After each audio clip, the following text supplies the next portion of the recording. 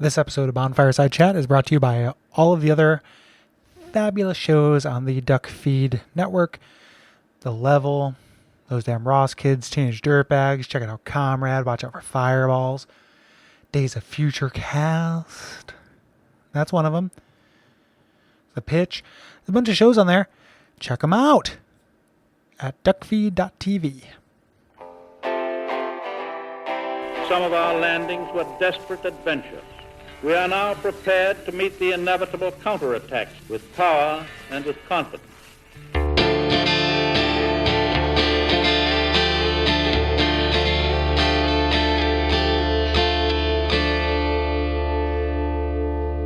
My name is Gary Butterfield. My name is Kole Ross. And you're listening to Bonfireside Chat. It is a consumed king's favorite. And this week we are reading your responses to the Consumed King's Garden and the Untended Graves. As is usual, we let Vati go, and we really appreciate him being on the main body of the episode. Man, that was a lot of fun. Yeah, absolutely. I like that guy a lot. And it was just it's knows his stuff. Mm-hmm. And quite a gentleman. Yeah. And he's in Australia too, so it's like scheduling this and having, it's not something about Australia is that it's always in an inconvenient time, kind of no matter what. I don't know if it's like just something that, a localized time storm in that hemisphere or something like that. But I always feel like it is, asking a lot to have people kind of manage their schedules around us. So I really do appreciate that. Yeah. Like I appreciate everyone who wrote in as well. Yeah. We had a lot of them too. Yeah. Segue. So we're going to go ahead and get started. We've been recording for a while. Mm-hmm.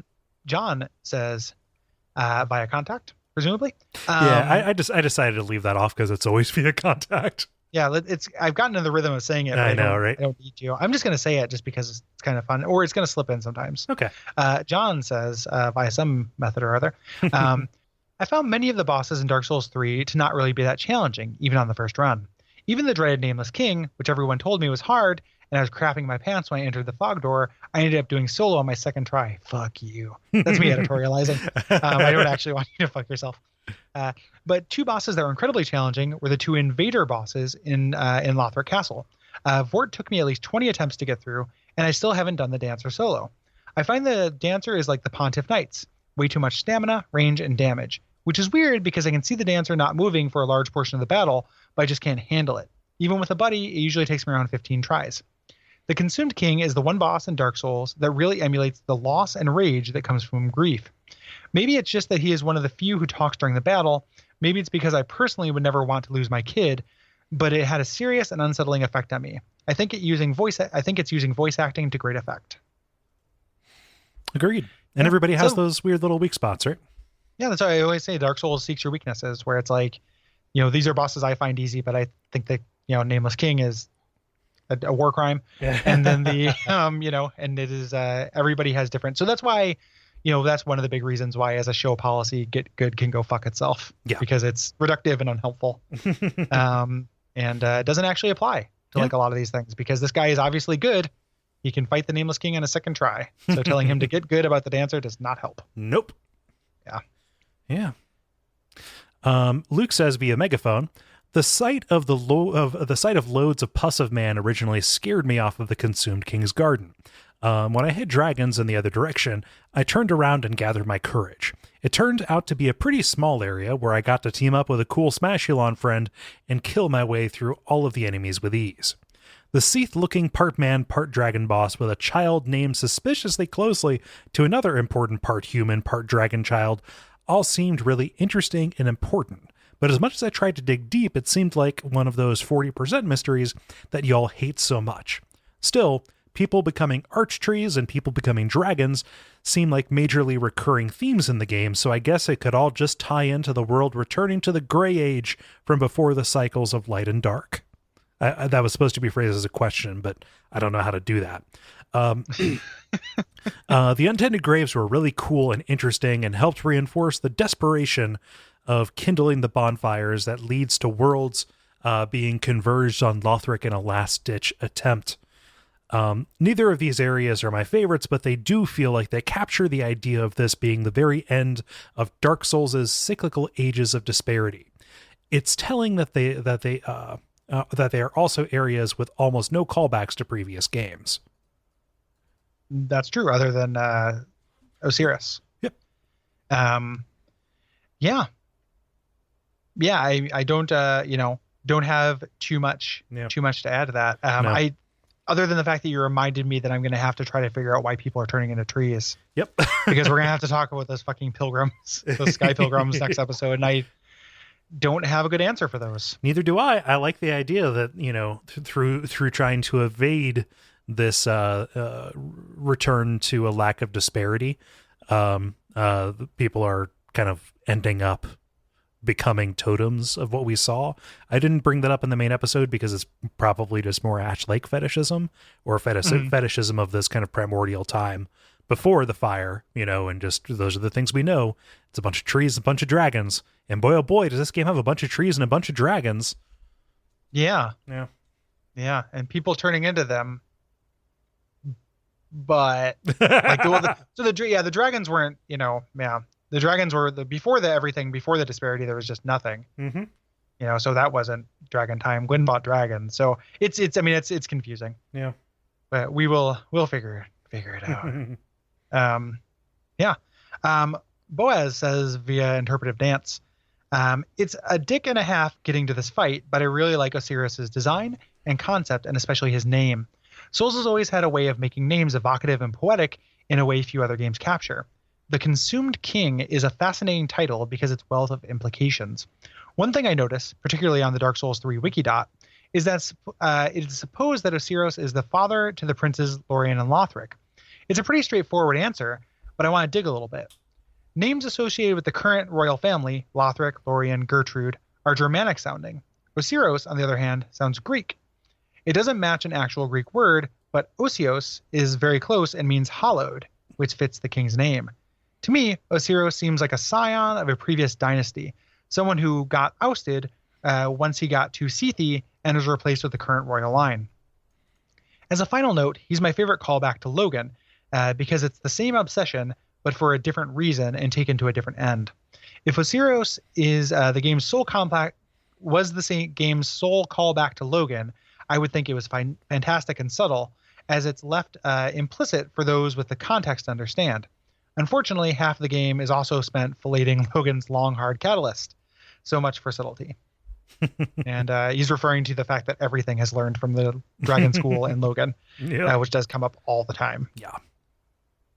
The idea of this guy being the father of Lorien or Lothric, and actually that king, has been brought up a couple times. I was just completing Twitter today about like kind of some lore theories that I have read where they talk about, who actually is the king. If it's not this king, who could it be? And the frustrating thing, I don't want to name names, but like the frustrating thing about them to me is that they tend to kind of zoom in on one word and then work out from there in the lore description, which I'm always skeptical of people who don't allow for even great artists to have happy accidents in things. Like, I don't think that a translated work can be said that like every single word is, chosen for, meaning in a way that like excludes synonyms. So like their point was that like the whole idea was maybe the nameless king was actually the king, because he's the son of Gwyn.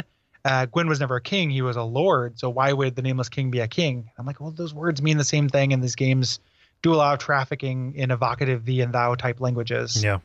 So it doesn't, it feels like a big stretch to base your entire kind of theory on. And there's a lot of that kind of goes out. So for my money, I think Osiris is probably the king.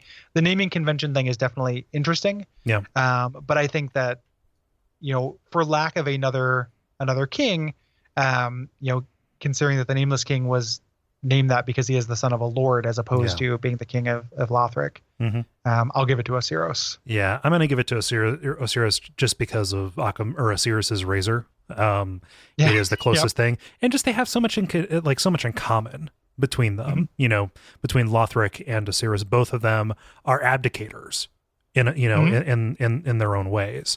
And I think that is just like way too resonant. Yeah, agreed. Yeah. Agreed. So Dalton says via Midnight Press Conference, I love when Soulsborne boss fights have dialogue. It is such a rare occurrence that it always feels significant when it happens. Mikolash and Maiden Astrea come to mind as two particularly tragic examples.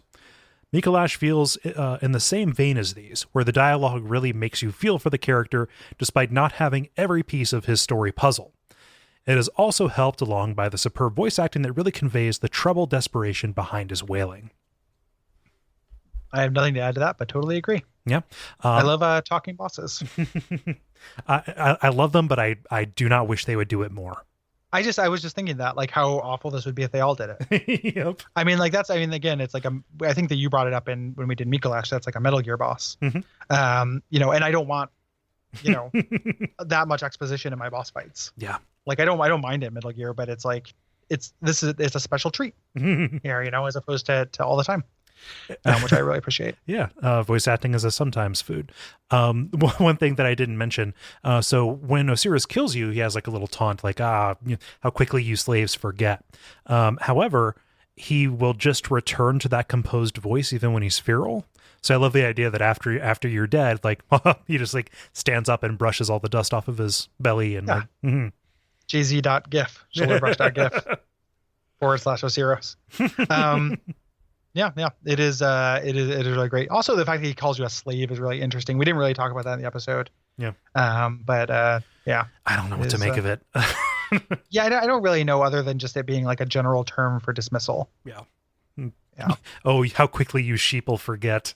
Yeah, exactly. He's just a big Apple fan, or Apple denier, either or. Yeah. Like if you're related to Apple products, you like to use the word sheeple just in either side of the aisle. It seems like. Yeah, say it all the time. Yeah, it's and so does everyone. It is just because it's all just Apple's world. We're on one side of the line or another.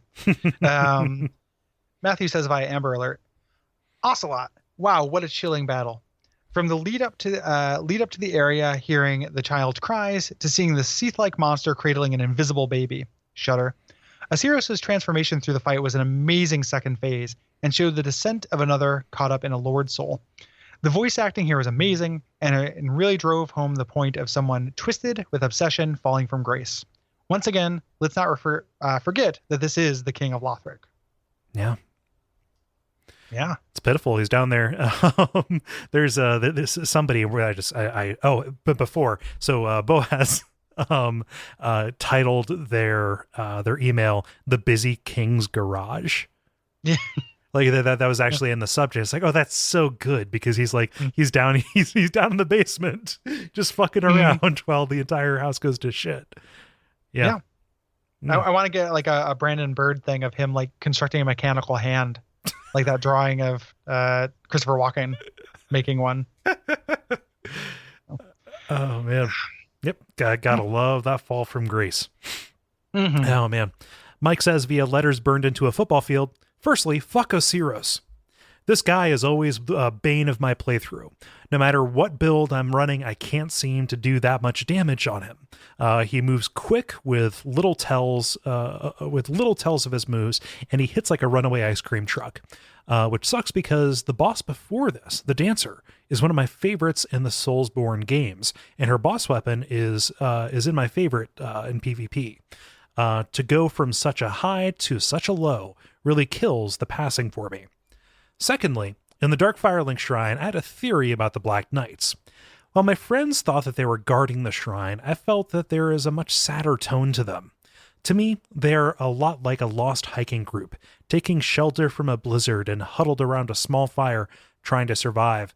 Being there isn't going to do them much good, but in the Age of Dark, I believe that that this is where they feel the safest, and unconsciously went there in desperation.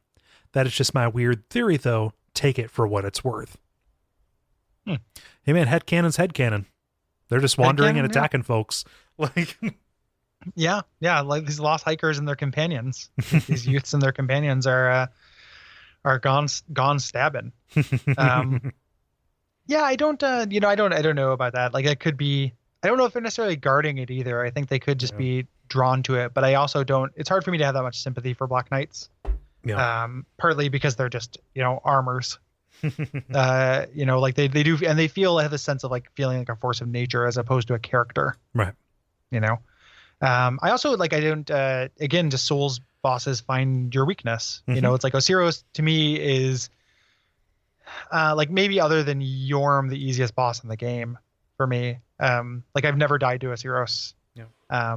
And I always end up with the last time I went into it, fighting the Slashulons on this build, I ended up with 3 Estus going into the fight and beat him on the 3 Estus. Like I find it to be a very easy boss fight. Yeah. Not for necessarily reasons that I think are great, because as I said, there tends to be a lot of kind of clipping issues. Yeah. With it for me, but he just doesn't end up hitting me that often. Yeah. So yeah, but again, everybody's weakness. We're going to talk about, as we move through. Like I have a real hard time with Soul of Cinder, which a lot of people like. Hard time in all senses. Like I think it's hard and I don't like it, and I know a lot of people really love it. Everybody's kind of brings themselves. Yeah. These bosses. Mm-hmm. Luke says via record sent into space to tell aliens about our culture.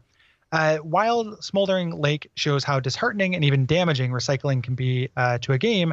These 2 little areas are a showcase of just how much can be done with so little. Besides Osiris himself, there don't appear to be any new assets on show in either locale. Instead, they remix old ones in considered and compelling ways to create something entirely new. The Consumed King's Garden is a neat little short story that, to my mind, meets Gary's much vaunted 90% rule. We would all come to the same broad conclusion about what happened based on the enemies, environments, and items, but there is room enough in the imagination to make our own story. And to clarify, it's the 70% is the sweet spot for me. Untended Graves is even lazier.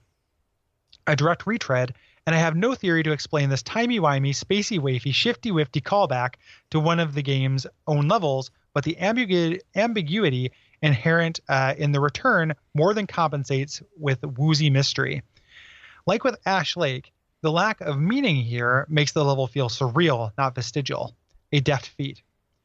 The masterstroke of minimalism, however, is sitting in Osiris's hands, or isn't, depending on your personal canon. By removing the texture of the baby from the boss model, be it for censorship or for creative reasons, Miyazaki-senpai made the fight so much more memorable than it would have otherwise been. A dead baby is chilling for a moment, but, as I believe Keats once said, an invisible baby whose cries still echo in your ears is the nightmare forever. It's such a potent void, and every interpretation of it is much more affecting than any text would have been. These aren't big, expansive ideas, but they are both direct, undistracted from the stories they want to tell and moods they want to invoke. And because of that, they ended up being 2 of the more memorable areas for me. Less is more, a lesson I could have taken to heart while writing this letter. Very well put. Yeah, agreed. I do like that when you take away something like that, like that's such a cool part of creative work. Yeah. And that's sometimes you can do when I was in a band, the guy who played drums, who was also a great musician and songwriter in his own right and was in a bunch of bands, used to do kind of lyric passes on my friend. And what he would do is he would just take out words and he would invert cliches. So you just change, the conclusion you come to at the end of a thing and made lyrics good. Yeah. That way. And like that's something to do. Like you just take out something. Yeah. And it by removing that, you strengthen it so much more. Like, so much before you even get to the baby, so much about Osiris is about grief and longing, right? Mm-hmm. So, what could underline that more than a very notable absence, at least visually, Yeah. Yeah. Absolutely. Yeah. And the cool thing too is that like you're moving through Lothric. I mean, you weren't.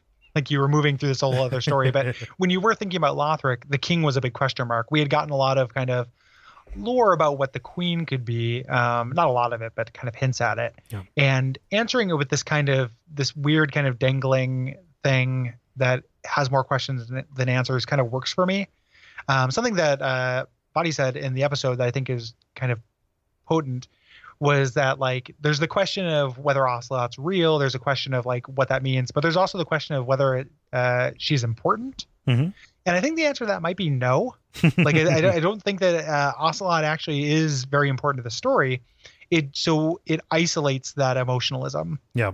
The fact that they don't have to have this tie to like what does Ocelot mean to the cosmology of like linking the fire of the soul of cinders. It can just be this sad little short story. Yeah. It doesn't have any kind of narrative weight on it. Yeah, and that doesn't always work, but I think it works here. Again, it's that 70% mark. That's the golden ratio. Yeah. If it doesn't have to connect anything else and make any sense or affect something larger, it can just be a dead child, a failed experiment, and a meaningless sacrifice. Mm-hmm. Yeah. Yeah. Randy says via Morse code, tap desperately into the hull of a sinking submarine. As I somehow remain completely unspoiled about the area, the Untended Graves proved to be quite the surprise for me. Following immediately after the drastically low point that was Uncle Deadly's Toilet Town Tree Swamp, this shadow... that's Uncle Deadly. I didn't think about that, but he does look like Uncle Deadly. Who's Uncle Deadly? He's a real weird Muppet. Okay, all right. Yeah. I'm sure I'd recognize him if I saw him. I just can't put the name. Maybe not. Like, he doesn't show up that often. Uncle Deadly is, he's called Uncle Deadly. He's a very weird Muppet. So, well, now I have to look him up. Come on. Deadly's Toilet Town Tree Swamp. Oh, I recognize him. Yeah, he's got those creepy, sunken, glowing eyes. Yeah. Just like this looks like a early 80s like Dark Crystal Labyrinth kind of creation. Yeah. Except he hung out with Kermit. And didn't just steam the flesh off his bones, which is what you would expect. Based on his whole steez, yeah. No, I just thought that Randy was being evocative here. Yeah, I think. Still he is. It's a great turn of phrase. Following immediately after the drastically low point that was Uncle Deadly's Toilet Town Tree Swamp, this shadowy mystery of an area was a real treat. The slow realization of what this place actually is, that burgeoning sense of vague familiarity softly peeling into view as I stalked those dusty paths, was reminiscent of my first visit to the abandoned old workshop and the sensation of stumbling across such a thing.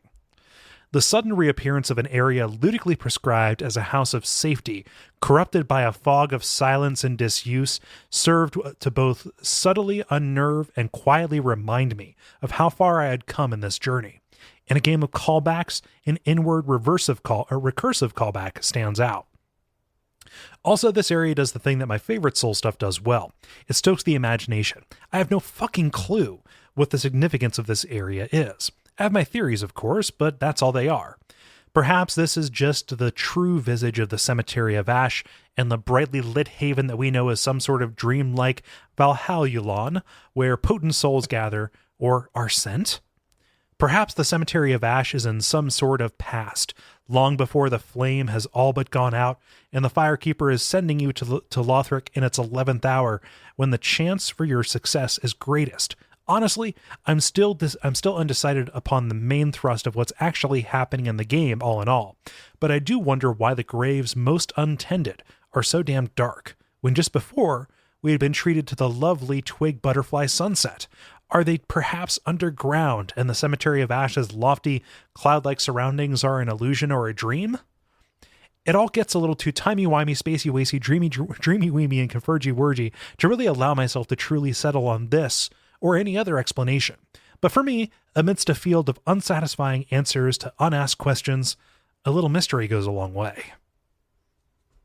Yeah, I don't have any answers or anything for that second part either. Nope, I really don't. It's like, I don't think it's underground. I think that the iconography of the entirely black sky has been communicated over the course of the series enough to be the dark, in one way or another, to either be the abyss or the dark kind of tinged.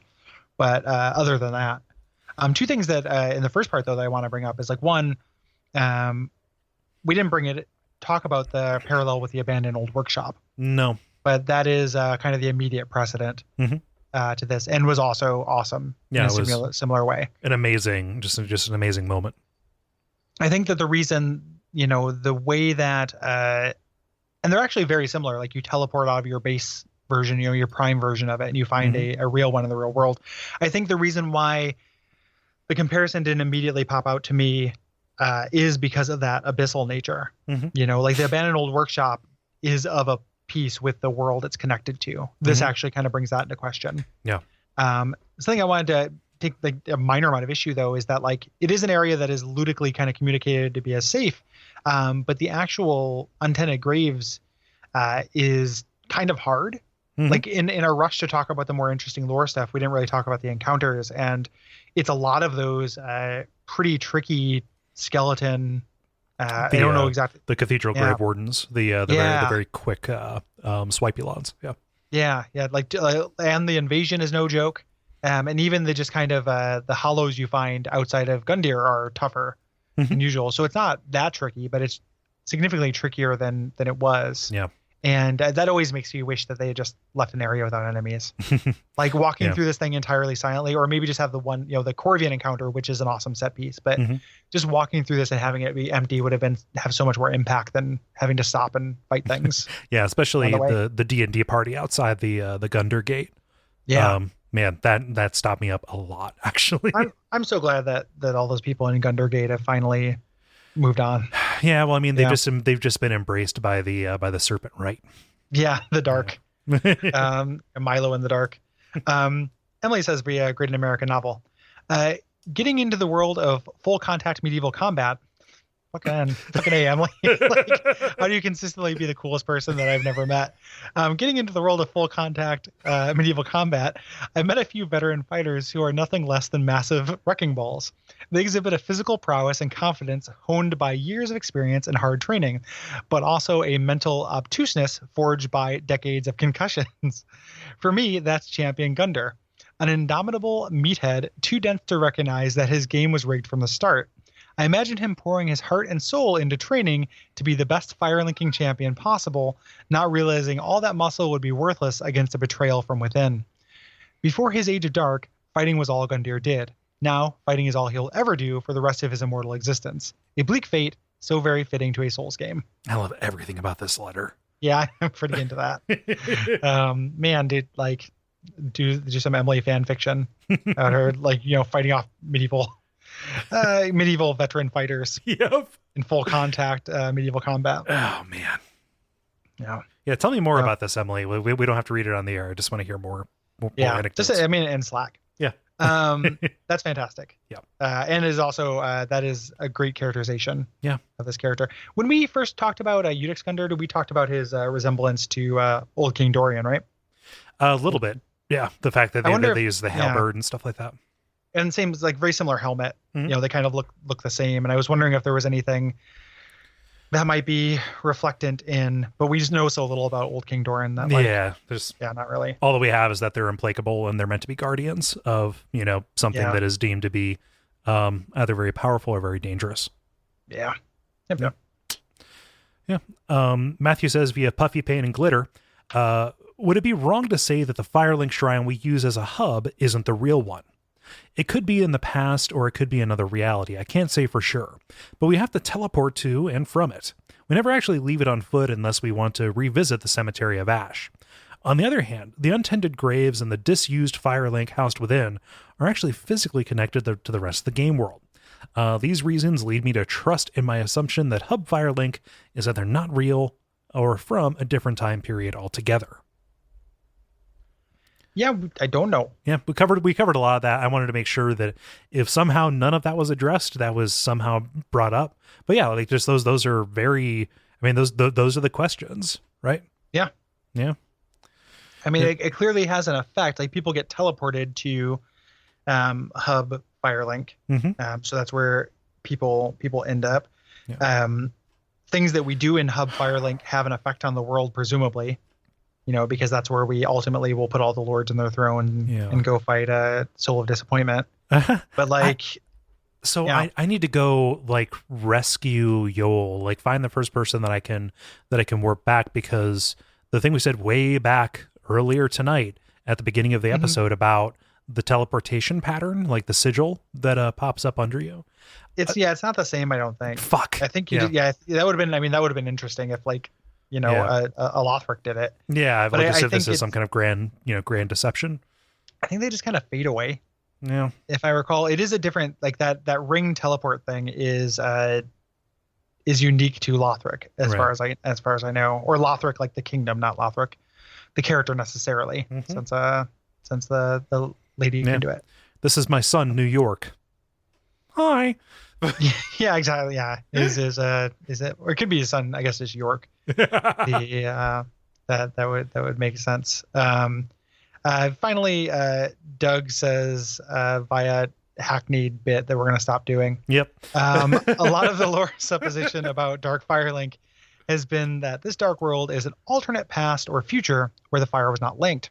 There's conflicting evidence for both, but seemingly it cannot be the past and future, even under the most convergy-wergy interpretations. But what if it is neither? For me, the clue came from Ludleth, who who has some obscure dialogue which can be found if he is killed. After he returns, he shudders and cries out in pain, implicitly about being trapped in the nightmare of the unending fire cycle. Gurman had some similar hidden dialogue along these lines in Bloodborne, and it got me thinking, what if Ludlith took some action to manipulate events to end the cycle? He claims to have hidden the Firekeeper's eyes, saying, "We did all we could to spare her from them." He also says that because of what the eyes show, he willed himself to paint a new vision.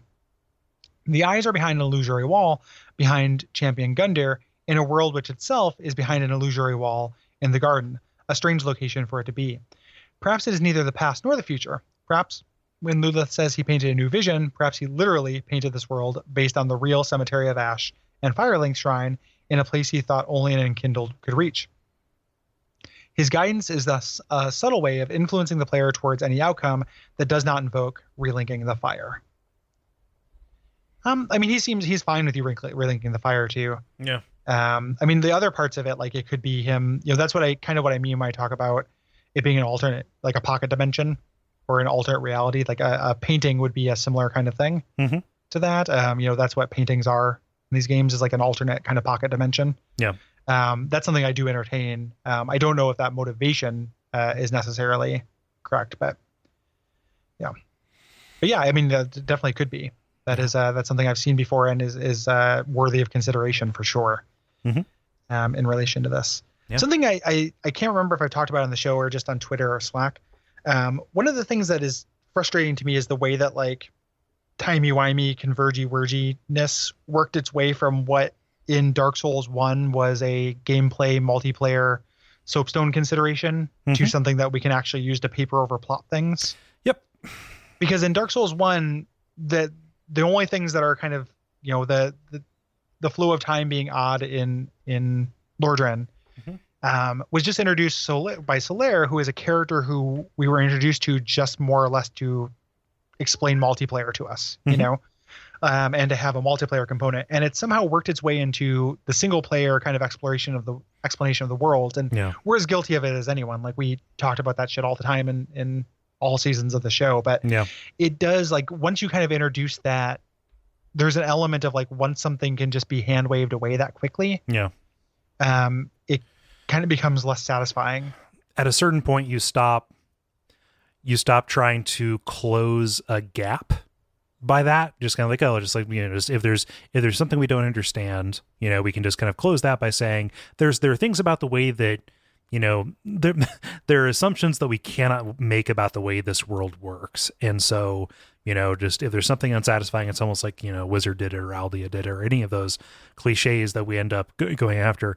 When that gap gets so wide, it becomes almost like they didn't feel like exercising the rigor to make this thing be internally consistent. Yes. Yeah. It just has that feeling to it with a thing that we've all taken, again, we're as guilty as anyone. We've taken to just kind of be a grander statement on the world that was literally just, something that was to explain why invasions can happen and why co-op can happen. Like a game it's those intersections between gameplay and narrative that, something could be purely a gameplay explanation, but because of the way this story was told, people were reaching into that to find explanations for the narrative. And, I kind of wish it wasn't, know. And I don't know if that's always been the case or if who can read intents into the people who made these. I don't know what it actually is, but it has made discussing this at times, better, but at other times kind of worse and more annoying too. Yeah. I mean, it's just about the source material. We work with what's there. And again, just it's all about the gaps. When I say discussing is more annoying, I'm not calling out Doug. No, it's just like we do it all the time, and it's also, everyone does it. Yeah, and just about that. What we're noticing is that we're doing with more and more frequency, and for kind of more important stuff. Yeah, how can we explain this great hero from long ago? In Logan, who shows up? Oh, it's like, just shit's a little weird sometimes. All the way down to, like, what is the cosmology of this place and where do my actions actually fit? It makes for like kind of I find that with a lot of narratives that have this element of just kind of things are weird, so who knows what order things happen in, doesn't feel additive to me usually. Yeah. Like, it does kind of feel like it's something that was added after the fact to paper over to do, and maybe sometimes it's in service of something cool that is, you're buying something that's worth it. Silent Hill. Like, sure, exactly. Like it's worth it because you get to tell this kind of story by doing that and having this kind of non-linear, non-spatial relationship between things. Mm-hmm. But the actual non-linear, non-spatial part is not the cool part to me. Right. It's what you can sometimes do with that. Mm-hmm. Here, where like a lot of that, it comes up more in interpretation than characters ever say it. Here it just ends up being, I don't know that it's necessarily additive. Yeah. So, and if you took that excuse away, you would just come up with something that is disjointed and doesn't make very much sense, and would contradict itself. Yeah, it would be incomprehensible. Yeah. Like it's like we've grown to depend on it. Yeah. Like you can almost say that like there wouldn't be this kind of cottage lore industry without people being able to say timey-wimey, spacey-wacy, time is convoluted and order and things like that. But it's just really important to kind of remember, I think that it was literally in Demon Souls. I think that it's a developer message, like it says that this thing, and then in Dark Souls 1, it is a character. So it makes it part of the text, but it was also a character that is kind of part tutorial. Mm-hmm. So yeah. I don't know. It's interesting. Yeah. So we got interesting times coming up on these last couple episodes because we're going to get to that ending, and that's going to be a fun one to talk about and a fun one to have everybody kind of response and get their 2 cents in. Yeah. Very uncertain. I'm even more uncertain. I mean, I guess Bloodborne is pretty straightforward. I'm more uncertain than I have been in the past, and I'm comfortable with that. Like, I'm fine being uncertain, especially as so many of the pieces are still in the air. Like it's a lot of it's gonna depend on the DLC stuff for me because I'm uncertain, but the things I'm certain about I don't like. Mm-hmm. So it's not even a question of it not fitting for some of these things. It's not the uncertainty. It's so much as just like, oh, that's what that is. Like, I have that feeling about the ending, and we'll get to it, and things could recontextualize it with DLC and stuff. But I'm going to be interested in reading other people's kind of take on it, whether these same things that, like, if they came to the same conclusions, and if these conclusions worked for them in a way they didn't for me. But like, luckily we're a little ways away from that because before that we have to do Lothric Castle, which is a cool level. Mm-hmm. It's gonna be fun to talk about. Yeah. If you have things to say about Lothric, you know what? Real quick, via special request via my Ask FM, quick shout out to Illusory Wall, because there has been a Return to Lordran event, PvP event, and he has been going crazy spawning vagrants for it.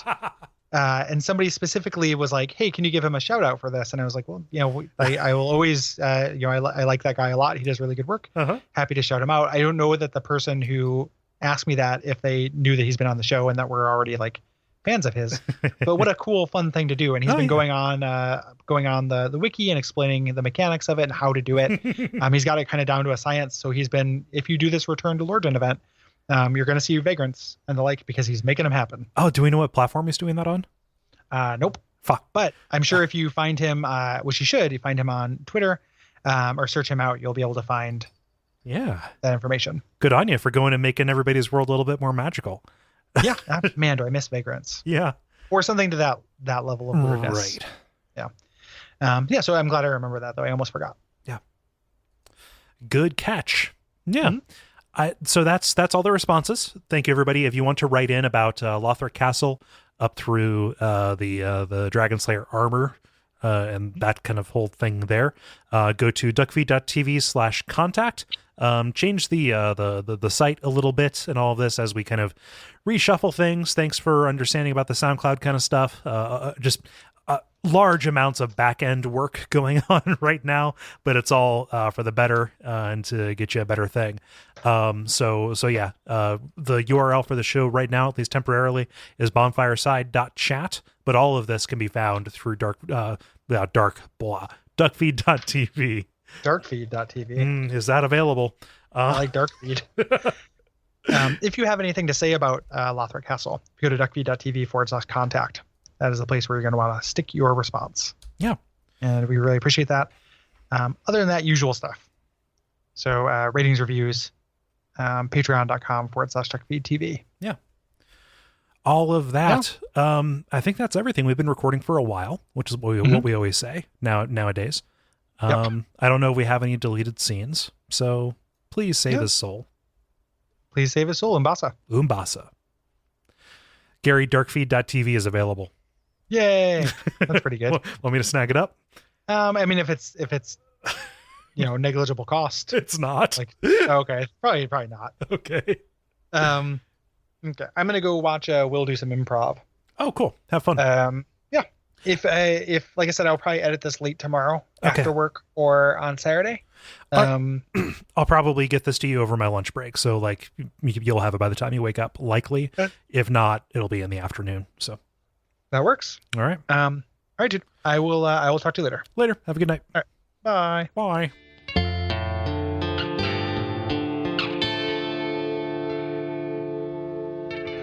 And we all pray that we will have far more soon